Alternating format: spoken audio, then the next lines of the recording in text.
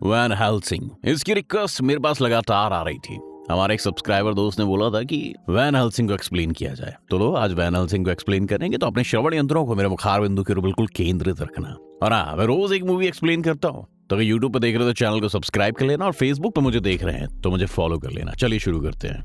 ये कहानी दोस्तों 1887 की है, जहां पर हम एक डॉक्टर को देखते हैं जो कि ड्रैकुला की हेल्प से एक मरी हुई लाश को जिंदा करता है। यानी कि इसको जिंदा करने में डॉक्टर की साइंस और ड्रैकुला की मैजिकल पावर्स हैं। ये जिंदा होने वाला आदमी बिल्कुल एक मॉन्स्टर है। दूसरी तरफ से लोकल गांव के लोगों को पता चलता है कि डॉक्टर कुछ ऐसा कर रहा है जिससे वो सब लोग उस डॉक्टर और मॉन्स्टर को मारने के लिए उसकी तरफ कूच कर देते हैं। अंदर की तरफ डॉक्टर बहुत खुश हो रहा है कि उसने बहुत अच्छी चीज इन्वेंट की है, लेकिन ड्रैकुला बताता है कि वो उसे अपने मकसद के लिए इस्तेमाल करेगा, यानी अपने एजेंडे के लिए, जो कि बहुत ही खतरनाक होने वाले हैं। इस चीज को देखते हुए डॉक्टर ड्रैकुला को रोकने की कोशिश करता है। वो कहता है मैंने इस सब के लिए नहीं किया था, लेकिन ड्रैकुला बस अपना मकसद पूरा करना चाहता था। कहता है कि हमारा एक क्या मकसद है, और वो डॉक्टर को निपटा देता है। उसी वक्त वो मॉन्स्टर भी उठ जाता है और अपने बनाने वाले डॉक्टर को लेकर उस किले से बाहर भागने लगता है, क्योंकि वो डॉक्टर ही उसका जन्मदाता था, इसीलिए उसे करुणा थी। बाहर भागते भागते वो मॉन्स्टर डॉक्टर को लेकर एक विंडमिल की तरफ चला जाता है।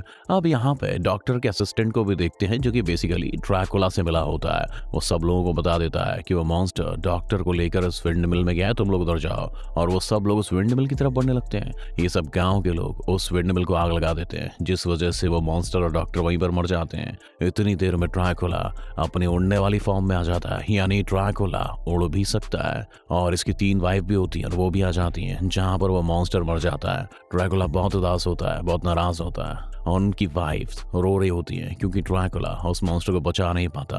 और ड्रैकुला उस मॉन्स्टर को बचाना क्यों चाहता था, इसका मकसद थोड़ी देर में मैं आपको बताऊंगा दोस्तों। अब कहानी 1 साल बाद की दिखाई जाती है। यहाँ पर हम अपने मेन कैरेक्टर वैन हेल्सिंग को देखते हैं, जिसका किरदार निभाया ह्यू जैकमैन ने, जो कि एक मॉन्स्टर स्लेयर है, यानी कि मॉन्स्टर को देखते ही मारने का इसका धंधा है। मतलब उन्हें पकड़ता है और मार देता है। यहाँ वैन हेल्सिंग एक मॉन्स्टर को पकड़ने के लिए आया हुआ होता है, लेकिन ये मॉन्स्टर उस पर अटैक कर देता है और वैन हेल्सिंग उससे लड़ता है। खैर लड़ाई के आखिर में वो मॉन्स्टर बिल्डिंग से नीचे गिरकर मारा जाता है, और उसको मारने के बाद ये अपने देश की चर्च में वापस आ जाता है। यहाँ पर ये एक प्रीस्ट से मिलता है। ये प्रीस्ट एक ऐसे ऑब्जेक्टिव पर काम कर रहे होते हैं जिनका मकसद शैतानों को मारना है, और वैन हेल्सिंग इन्हीं के लिए काम कर रहा होता है। ये प्रीस्ट बेसिकली वैन हेल्सिंग को बताते हैं कि ट्रांसिल्वेनिया में ड्रैकुला नाम का एक मॉन्स्टर है, उसको मारना तुम्हारा मकसद है। एक्चुअली ये ड्रैकुला जो है वो तमाम शैतानों का बादशाह है। इसके अलावा प्रीस्ट ये भी बताता है कि एक लड़की है एना, और उसका भाई ट्रांसिल्वेनिया में ड्रैकुला को मारने की लगातार कोशिश करते रहते हैं, लेकिन वो बहुत बहादुर और बहुत खतरनाक है। इन लोगों के एफर्ट्स काफी नहीं है, तो हमें जाकर उनकी हेल्प करनी पड़ेगी। और इस लड़की एना खानदान पिछले 400 साल से ड्रैकुला के खिलाफ लड़ रहे हैं, उसको मारने की कोशिश कर रहे हैं, लेकिन अभी तक कामयाबी नहीं मिल सकी है। इनके खानदान में सिर्फ एना और उनके भाई ही रह गए। खैर वैन हेल्सिंग की इस ऑब्जेक्टिव को सिलेक्ट कर लेता है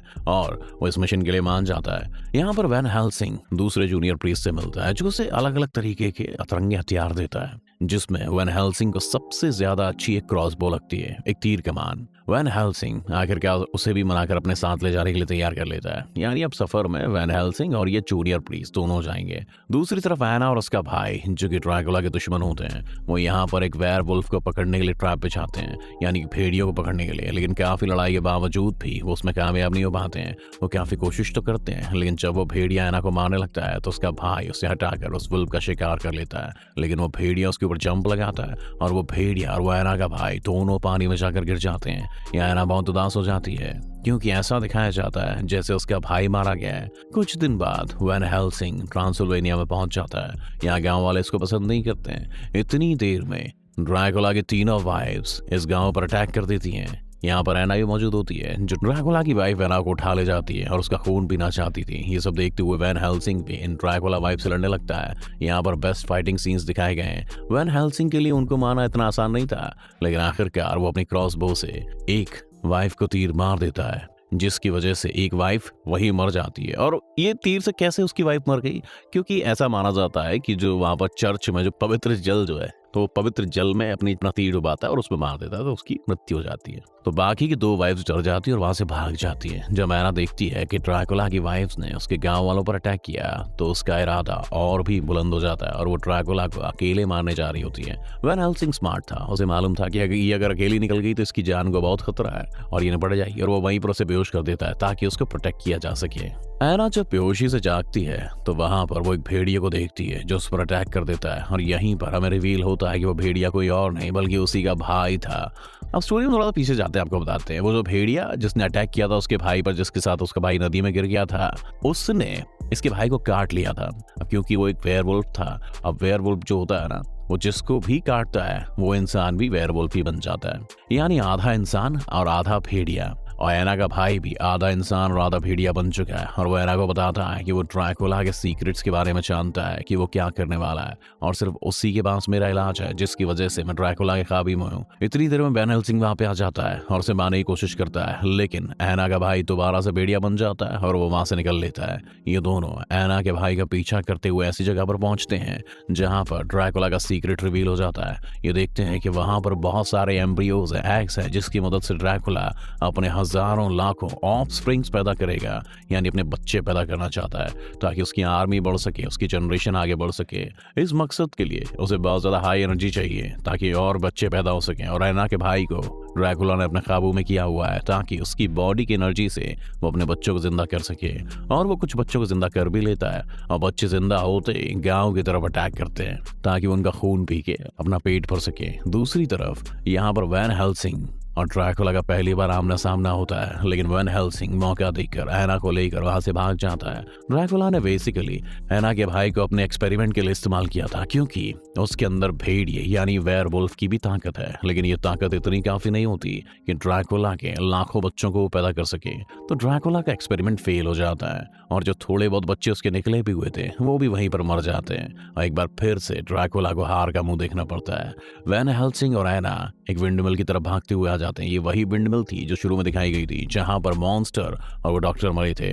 अब जब वो अंदर आते हैं तो देखते हैं कि वो मॉन्स्टर अभी भी जिंदा है और वो उन्हें कहता है कि मुझे मार दो, क्योंकि अगर मुझे छोड़ा गया और मैं ड्रैकुला के हाथ लग गया तो वो मेरे जरिए अपने बच्चे जिंदा कर लेगा, और सिर्फ एक मैं ही ऐसा सोर्स हूँ जिसकी वजह से वो अपने बच्चों को जिंदा कर सकता है, क्योंकि मेरे अंदर इतनी पावर और एनर्जी है कि ड्रैकुला मेरे अलावा किसी भी और तरीके से अपने बच्चों को जिंदा नहीं कर सकता। तो एक काम करो, मुझे मार दो। लेकिन वैन हेल्सिंग उसे मारता नहीं है क्योंकि वो ऑब्जर्व करता है कि ये तो मॉन्स्टर अच्छा है दिल का, किसी को नुकसान नहीं पहुंचाना चाहता, और ये अभी भी दुखी है क्योंकि इसके फादर को यानी साइंटिस्ट को मार दिया गया था, और ये मॉन्स्टर उसे अभी भी मिस करता है। इनकी ये सब बातें वो वेयरवुल्फ भी सुन रहा होता है, यानी ऐना का भाई, क्योंकि वो ड्रैकुला के लिए काम कर रहा होता है। तो वो ये सारी बातें जाके ड्रैकुला को बता देता है कि वो मॉन्स्टर अभी भी जिंदा है, तुम उस मॉन्स्टर की हेल्प से अपने बच्चों को जिंदा कर सकते हो, लेकिन मुझे ठीक करने का क्योर तुम्हें देना होगा ताकि मैं फिर से इंसान बन सकूं।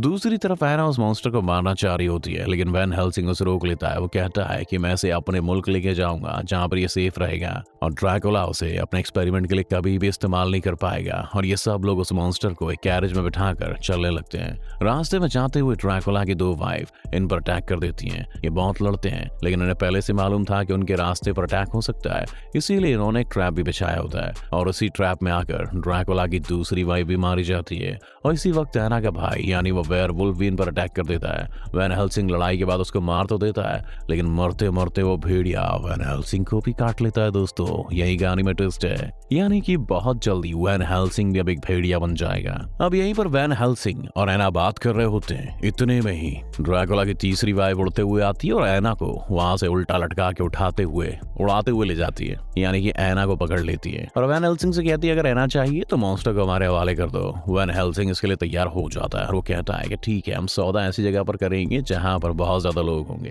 अब ये एक फेस्टिवल पहुंच जाते हैं जहां पर इनकी डील होनी थी, और यहाँ आने से पहले वैन हेल्सिंग उस मॉन्स्टर को कहीं छुपा कर आता है ताकि वो सेफ रहे। इस फेस्टिवल के अंदर वैन हेल्सिंग काफी मुश्किल के बाद ऐना को यहाँ से बचाकर भगा के ले जाने वाला होता है। ये ड्रैकुला का असिस्टेंट मॉन्स्टर को पकड़ कर वहां ले आता है। हालांकि वैन हेल्सिंग ने तो उसको छुपा दिया था, लेकिन किसी तरह वो लोग उसको ढूंढ लेते हैं और उसको पकड़ कर ले आते हैं। उस मॉन्स्टर को बोट पर बिठाकर लेकर लेके जा रहे होते हैं वो वैन हेल्सिंग उसका पीछा करता है, लेकिन वो नाकामयाब रहता है, यानी उसको सक्सेस नहीं मिलती। और यहाँ पर वैन हेल्सिंग पर भेड़िया भी होने लगता है, उसके आसार नजर आने लगते हैं, उसके सिम्टम्स। लेकिन वो अभी पूरी तरीके से भेड़िया नहीं बना हुआ था, क्योंकि वेयरवुल्फ बनने के लिए चांद का होना जरूरी है, और अभी चांदनी रात उतनी नहीं इनके लिए, लेकिन 2 दिन में ही फुल मून है, पूर्णिमा की रात, उस दिन वो भेड़िया बन जाएगा। इसके बाद ये सब लोग एना के महल में आ जाते हैं, जहाँ पर वो एक दीवार को देखते हैं। एना इन सबको बताती है कि हमारे एंसेस्टर्स इस दीवार को बार बार देखा करते थे, शायद ड्रैकुला तक पहुंचने का ये कोई सीक्रेट या खुफिया रास्ता है। वैन हेल्सिंग उस दीवार को देख रहा होता है और नीचे देखता है कि उसका कवर फटा हुआ है। उसको देखकर उसे ख्याल आता है कि जब मैं अपने मुल्क से निकल रहा था तब सीनियर प्रीस्ट ने उसे कागज का टुकड़ा दिया था, और उस कागज के टुकड़े को उस दरवाजे पर वो लगाता है तो दरवाजा खुल जाता है और वो सीधा ड्रैकुला के महल में एंटर हो जाते हैं। यहाँ पर वो ड्रैकुला के असिस्टेंट को पकड़ लेते हैं और मॉन्स्टर को बचाने की कोशिश करते हैं, लेकिन वो नाकाम रहते हैं। मॉन्स्टर यहाँ पर जाते जाते बताता है कि वैन हेल्सिंग, तुम्हारे भेड़िया बनने का इलाज सिर्फ ड्रैकुला के पास है। उसके पास एक ऐसा वेनम है जिसे अगर तुमने हासिल कर लिया और खुद को लगा लिया तो तुम इंसान बन जाओगे, कभी भेड़िया नहीं बनोगे। और वो वेनम यानी इलाज ड्रैकुला ने इसलिए अपने पास रखा हुआ है क्योंकि उसको सिर्फ एक भेड़िया ही मार सकता है, इसीलिए ड्रैकुला ने वो इलाज संभाल कर रखा हुआ है ताकि कोई भेड़िया अगर उस पर अटैक करने आए तो वो उसे इंजेक्शन लगाकर दोबारा से इंसान बना दे। इसीलिए सेफ साइड के लिए ड्रैकुला ने वो भी आज अपने पास रखा हुआ है। इसके बाद वैन हेल्सिंग जाता है मॉन्स्टर को ढूंढने के लिए, जबकि एना और वो जूनियर प्रीस्ट उस इंजेक्शन को ढूंढने जाते हैं जिसमें वैन हेल्सिंग का इलाज है। उन्हें वो इंजेक्शन तो मिल जाता है, लेकिन ड्रैकुला का असिस्टेंट उन्हें वहां पर बंद करके भाग लेता है। यहाँ पर ड्रैकुला की तीसरी वाइफ भी आ जाती है जो इन पर अटैक करती है, लेकिन एना और वो जूनियर प्रीस्ट इसका मुकाबला करते हुए यहाँ से भाग जाते हैं। लेकिन ड्रैकुला की वाइफ इतनी आसानी से इनका पीछा नहीं छोड़ती और इन सब के बीच में लड़ाई जारी रहती है, जबकि दूसरी तरफ मॉन्स्टर पर एक्सपेरिमेंट हो रहा होता है ताकि ड्रैकुला के बच्चों को जगाया जा सके, दोबारा जिंदा किया जा सके। यहाँ पर वैन हेल्सिंग मॉन्स्टर को छुड़ाने वाला होता है कि ड्रैकुला की नजर उस पर पड़ जाती है और वो वैन हेल्सिंग को नीचे गिरा देता है। दूसरी तरफ वो मॉन्स्टर बिजली के झटकों से आजाद हो जाता है और वो नीचे गिरने लगता है और वो सीधा जाकर ड्रैकुला की वाइफ के ऊपर गिरता है, जो कि एना को तकरीबन मारने वाली होती है। लेकिन मॉन्स्टर के ऊपर गिरने से इसकी तीसरी वाइफ भी मार जाती है। आज पूरे चांद की रात है और वैन हेल्सिंग एक इंसान से वेयरवुल्फ बन जाता है, यानी कि भेड़िया, जो दिखने में काफी डरावना और बहुत ताकतवर है। वैन हेल्सिंग भेड़िया की शक्ल में ड्रैकुला से लड़ने लगता है। ड्रैकुला भी अपने वैम्पायर की पूरी ताकत में आ जाता है। ये दोनों आपस में काफी देर लड़ते हैं, कभी ड्रैकुला वैन हेल्सिंग पर भारी पड़ता है तो कभी वैन हेल्सिंग ड्रैकुला पर, लेकिन आखिरकार वैन हेल्सिंग उसकी गर्दन काट देता है, जिसकी वजह से ड्रैकुला वहीं पर मारा जाता है। और उसके मरते ही ड्रैकुला के जितने बच्चे थे जिनको वो जिंदा करना चाहता था वो सब भी मर जाते हैं। एना देखती है कि वैन हेल्सिंग भेड़िया बन चुका है, क्योंकि एना के पास वो इंजेक्शन था जिससे उसे ठीक कर सकती थी, तो उसे लगाने की कोशिश करती है। लेकिन वैन हेल्सिंग समझता है कि उसके लिए कोई खतरा है और गलती से अगर ये भेड़िया एना पर हमला कर देता है और एना वहीं पर मर जाती है, यानी वैन हेल्सिंग ने ही एना को मार दिया है। लेकिन मरते मरते एना ने वैन हेल्सिंग को इंजेक्शन लगा दिया होता है, जिसकी वजह से थोड़ी देर में वैन हेल्सिंग दोबारा से इंसान बनता है और अपनी गलती पर बहुत पछताता है। एना को पकड़कर बहुत रोता है कि उसने ये क्या कर दिया। ये एक बहुत ही सैड मोमेंट है दोस्तों। इसके बाद ही सब समुद्र के किनारे जाते हैं और एना की डेड बॉडी को आग लगा देते हैं। उसी की थोड़ी देर बाद वैन हेल्सिंग आसमान की तरफ देखता है, जहां पर बादलों में उसे एना दिखाई देती है, जो कि मुस्कुरा रही होती है और खुश लग रही होती है। वैन भी उसे देखकर मुस्कुराता है, जैसे एना को सब कुछ मिल गया हो, जैसे वो अपने पेरेंट्स के साथ जाकर मिल गई हो। और यहीं पर वैन हेल्सिंग की स्माइल के साथ ये मूवी भी दी एंड हो जाती है। मेरे साथ यहाँ तक अंत तक बने रहने के लिए आपका बहुत बहुत शुक्रिया। मिलते हैं अगली मूवी में।